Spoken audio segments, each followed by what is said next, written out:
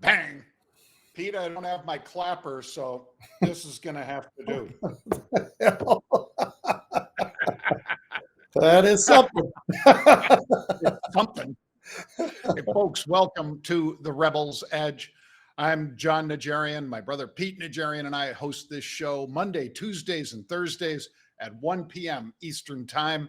Make sure you go on over to YouTube, type in Market Rebellion in the search bar, and you can be subscribed for free. You can also hit that little bell, and that means that Pete will come dancing down your chimney if you have one and deliver the video directly to you.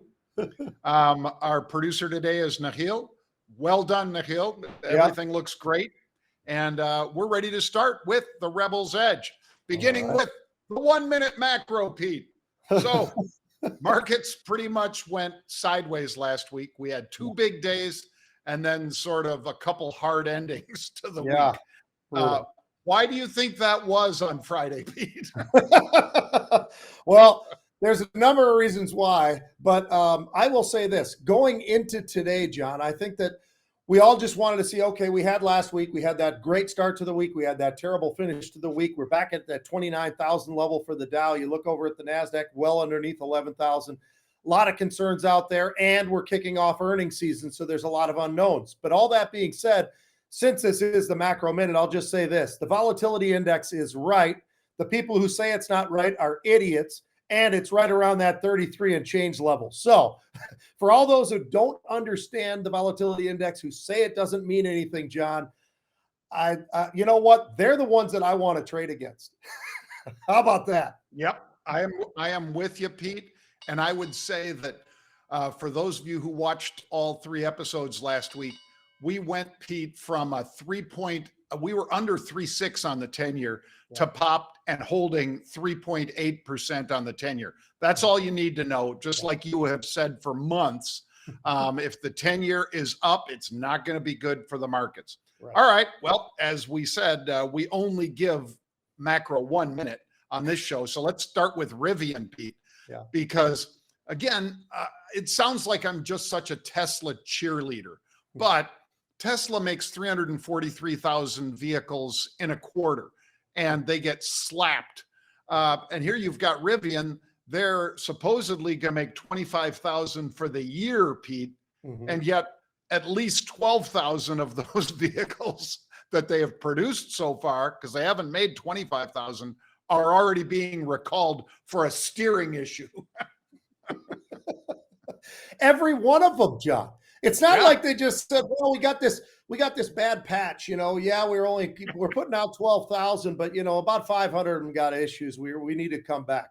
No, they said, let's get back all of them. I mean, that's a real problem. I'm actually surprised, John, that the stock is actually trading where it is right now. I know it's down, but I would have almost expected it to get slammed a little bit more. But it's a really innovative, really cool EV manufacturer, and they do a little bit of everything. And so from that perspective, we applaud them. We've traded them many times, but this is exactly why I think names like RIVN and NIO and some of the others are trades. They're done with options, in my opinion. They're done with derivatives. You know what your risks are, and that's the best way, because otherwise, look at this. This is an unbelievable thing that 12,000 in their recall. Unreal. Yeah. And Pete, this stock was $180 in the last year, and now it's $30. So, we can all kind of do the math. That's 1/6, folks, of what the stock was. I am not ready to dive back in. I'm not putting it in the penalty box, Pete, any worse than it is today. It's down 10%, but I am holding off on this one for now. All right. Well, second one's kind of an interesting one, because Tech Resources, when Mark Lopresti, again, thank you, Mark, sat in for Pete last week on Thursday, I think it was. Tech Resources is zinc, it's copper, it's energy, it's basically any kind of mining substance out there, Pete. Anything you have to go underground for, these guys do. We talked about unusual activity. Guess what? The thing pops against a weak tape. It pops pretty good today. What do you think about this one? Yeah, I like this whole space, John, but particularly this name just does have a lot of different arms to it when we're talking about what they do with coal, what they do with zinc, what they do with copper, all of that. It really does, basically grab everything when we talk about the material space itself, and a little bit of a kicker with energy. So it's a great name. I think it's deservedly so. To be able to be in a positive state today in a negative market, check the minute though. This market's all over the place. I mean, down 150, we rally back, we could be flat. I mean, things happen so fast right now. That's why that VIX is so important. The VXN is so important to keep your eye on. It's why you and I talk about it every single day, because it is that important. But John, I think there's a lot of great names in this space right here. And we talk about Freeport McMoran all the time. We talk about Nucor. We talk about US Steel. I think this space is a underloved space oftentimes, but they do have the days like today where they're fighting against the markets, and I think deservedly so. Yep. Well, it's a stock that I like a lot, Pete, because of that diversity of product that they pull out of the ground. Like you said, coal, and this is steel coal in their case, because you've got steam and then you've got coal that people use for steel manufacturing as well. All right, Pete, what about FIVN? Yeah. This one is under extreme pressure today because their CEO just decides out of the blue, apparently, because there was no warning about this. He decides he's leaving and going over to private equity startup.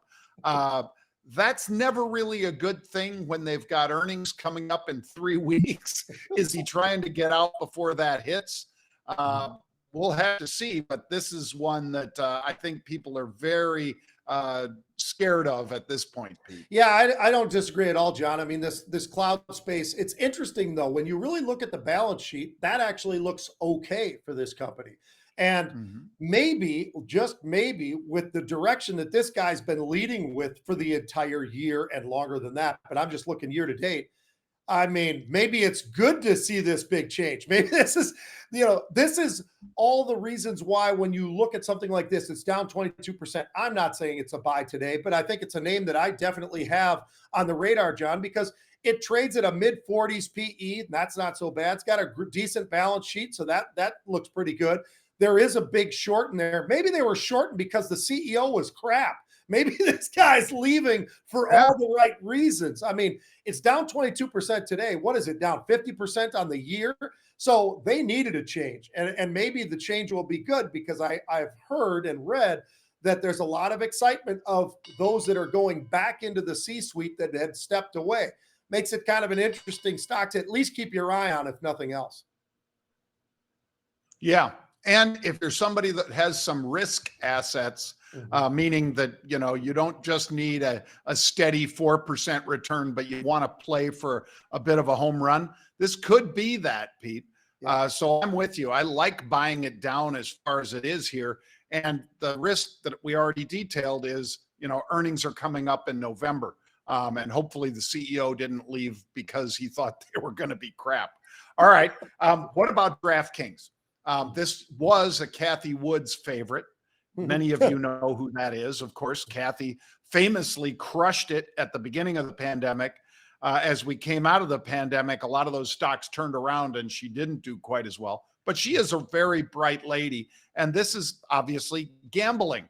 DraftKings allows you to basically get in there and do online gaming. So the fact, Pete, that stock popped on the ESPN news that they're doing a deal with Disney's ESPN, that was good. But then there's some issues with some of these referendums that are on the ballot that might not be going so swell for them. Yeah, and I think the problem that I have with this company, John, is, and this is the same thing, I always like to look at the fundamental side of companies if I want to analyze them. And, there's reasons to look at those fundamentals a little differently at times. This stock has been a publicly traded stock for quite a long time now. So we should have a little bit better understanding of what the fundamentals potentially are. We don't. True. I mean, the problem is DraftKings continues to be this sort of name that it kind of gets whacked every once in a while, gets hit a little bit harder, maybe bounces back. This news should have been good news that I think should have stuck today with them, with the deal, regardless of some of the other ancillary storylines. I would have thought that this could at least hold it up. The fact that it didn't tells me a little bit more and more about the fundamentals, John. So when are they going to make money? I say this about Uber. I say this about Lyft. I say this about a lot of these companies. When are you going to make money? You've promised this and that, but when is that day going to come? And until that day comes, or at least there's a little bit of a light to show us that that day might come, this is a name that I think, you know what, I've traded it in the past. I've owned it in the past. It was a great buy right stock, by the way, John. It was a phenomenal. It had so much volatility. Yep. You're collecting like $2 a month against a $15 stock. It's unbelievable. Yeah. Well, so DraftKings, that referendum is, I think, Prop 27 on the California ballot. The First Nation casino owners, some people would say Indian casino owners. I'll say First Nation, Pete. Casino owners are really putting a lot of money against this referendum in California. And that's why you see so many stocks reacting negatively right now, because that election, of course, is just 3 weeks out. All right, I'm going to throw out one, Pete, that I've thrown out before for unusual option activity, and it's HYG. Okay, so high yield, as you could probably determine from, the couple letters in that ETF. They were buying 15,000 of this week's Friday, October 14th expiring 7150 puts. The stock was at 7175. So this is somebody that says, I want to express an opinion that this goes lower into Friday, and 15,000, that's 1.5 million negative on the stock. So I am with these guys on this trade, Pete. There's been a lot of trades on HYG, most of them to the downside. So this would say that, hey, maybe interest rates keep pushing back up towards 4. So I've got one for you as well, John. Now, this is a name that I've owned for a really long period of time, and it's Merck. And I like this name. I've liked it for a long period of time in the healthcare world. Obviously, I've got Merck, I've got Pfizer. Those have been my two biggies for a long period of time. Stock has been making a decent move and holding on to that move for quite a while. And it seems like it's been kind of hovering around this $90 area. It has a hard time breaking out above that, John, maybe 92, and then it pulls back into the upper 80s. But today, with the stock trading a little higher than it is right now, call it 91.5, they were buying this Friday's expiring 92 calls. And when they started buying them, they were about 34 cents. Then they got up to about 90 cents. They bought a couple thousand of these. So I thought it was interesting to see on a day where, at first at least, we were very negative. Then we've pulled back, and then we've moved around a little bit. But it seemed like names within the healthcare space were the one area that was showing us a little bit of positivity. So that was something that I thought really was good. Right. Sorry. Well, I'm right there with you, Pete. This is the only one of these that I own. You own Pfizer, I don't, but I do own Merck, so I have a similar outlook to you. All right, folks. Luckily, we have Pete back, because Mark Lepresti, self-admittedly, Pete, doesn't know much about sports. And he did a great job filling in with you last week. What can I say? He plays polo and he shoots shotguns out at the range, but he sails too. But he's not much into sports, apparently, because when I said the Blue Jays, he said, I don't know, John, I got to go against you on this one. I'm going to say Toronto. Oh, it's what makes him so great. He's a polo Pete back. We got Pete to bring us a little bit of that huddle, the sports huddle that he does every Sunday for 2 hours on WCCO and Odyssey Network. Pete, lead us off with a little maybe college football, will you? Yeah, well, I think it's really interesting, John, the parity of college football, because in the offseason, all we heard about was NIL money. We also heard about Georgia and Alabama, and obviously the little bit of a back and forth between Texas A&M and Alabama, and all of that talk, because they're the only teams apparently in college football. Turns out maybe that's really not the case. Here's why I'm going to throw this out, and you tell me, John, have we actually reached a point where there is much more parity than people would have expected? And I'll point that out by doing this. How about this? The Pac-12 right now, you've got undefeated UCLA, you got USC, Oregon's got one loss. Utah was highly ranked, but they've taken a couple of losses now. But I'll tell you what, that UCLA football team, John, plays with the Big Ten mentality. They're not in the Big Ten yet, but they're big, they're aggressive, and they still have a little bit of that spiciness that comes with the Pac-12. I look over at something like the Big 12, and I see Oklahoma State doing pretty well. I see Texas putting a hurting on Oklahoma the other day like I've never seen. And you got Kansas, and you got Kansas State, and you got undefeated TCU. You got Michigan, Ohio State, Penn State, Illinois, Minnesota, all in the Big Ten. And then, of course, there is the SEC with Georgia and Tennessee, throw them in there, and Ole Miss, throw them in there, and throw in Mississippi State, and, of course, Alabama. John, I think that there is more parity this year in college football than I have seen in a really long time. Nobody's just running away with every single game. There's some squeakers out there, even for Alabama, even for Ohio State. I mean, if you go across right now, there are teams, and I'll throw out Illinois right now as a team right in your state. Illinois, these guys are good. They're a great defensive team. Belima, who's been around the block for a long time, he was at Wisconsin, did a great job. He went to the SEC for a period of time, came back to Illinois. He actually is the reason that Wisconsin fired their coach a week or so ago. So I think parity is back. How about you? Well, yeah, and it does fly against what everybody in sports media, Pete, had been saying. Clown. Because they all said, look at all these guys that got picked up off of, USC was basically cherry picking every kid off of the portal, right? Now, that's worked out for them so far, but the teams that they picked them off of didn't just collapse. Oklahoma was one of those teams, and as you say, they're not at the top of the list yet. Oklahoma State's probably better than Oklahoma, and certainly Kansas State was better when they played Oklahoma. Mm-hmm. But they didn't just dry up and go away. So I'm with you on that. Now, switch gears, take it over to pro football, Pete, and maybe give us your insights on the Eagles, which look like that team is flying high until. I'll tell you, John, I think what makes it really interesting is how wrong these guys, the sports media guys, are. If they want to ever complain about the financial guys being wrong, how many guys out there do you think this year in the offseason and all the discussions, and if you say, well, Dallas is going to lose their quarterback. Oh, by the way, Cooper Rush, he's won 4 in a row. They're 4-1. The Dallas Cowboys are 4-1. The Giants, okay, Daniel Jones. Nobody really likes Daniel Jones. He hasn't really panned out, this, that, and the other. They're 4-1. The Eagles, they're 5-0. You can go down this list, John, and you can look, and it's like, well, wait a minute now. Everything's kind of turned upside down, right? I mean, Buffalo, of course, is great, and they are great. They do have one loss, but they're great. The Vikings are 4-1, and yesterday they had to go. Kirk Cousins had to go the length of the field. He did it. They chewed up 7 minutes of the clock to beat the Chicago Bears. But the Vikings are 4-1. By the way, you know who their one loss is to?